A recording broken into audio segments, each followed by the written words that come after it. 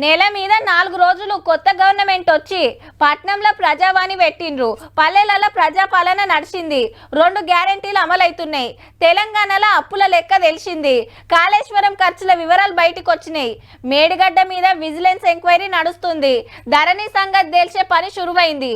ముఖ్యమంత్రి మంత్రులు దినా మీటింగ్ల మీద మీటింగ్లు పెడుతున్నారు సచివాలయంలో.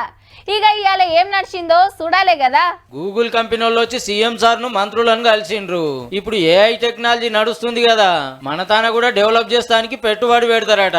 గూగుల్ మ్యాప్, గూగుల్ ఎర్త్ తోటి రోడ్ల సేఫ్టీ పెరిగేటట్టు చూడాలని కోరిండు రేవంత్ రెడ్డి సారు. ఇక పార్లమెంట్ ఎలక్షన్ల మీద ఢిల్లీలో కాంగ్రెస్ పార్టీ మీటింగ్ కు సీఎం సార్ పోలే గాని మంత్రులు పోయిండ్రు. తెలంగాణలో 13-14 సీట్లు గెలవబోతున్నాం. నల్గొండ పార్లమెంట్ సీటు 3 లక్షల మెజార్టీతో గెలవబోతున్నాం. 17కు 17 పార్లమెంట్ స్థానాలు గెలిపించినట్లయితే మేము ఇచ్చిన 6 గ్యారెంటీలతో పాటుగా అన్ని రకాల ప్రజా సంక్షేమ కార్యక్రమాలు ఇంకా అదనంగా తీసుకొని గెలిపించే జిమ్మేదారి 17 మంది కోఆర్డినేటర్ల మీద పెట్టిండ్రు. వీళ్ళు సీటుకో 3-4 పేర్లు హైకమాండ్ కు పంపితే అందులోకెళ్ళోగల్ని ఫైనల్ చేస్తారట.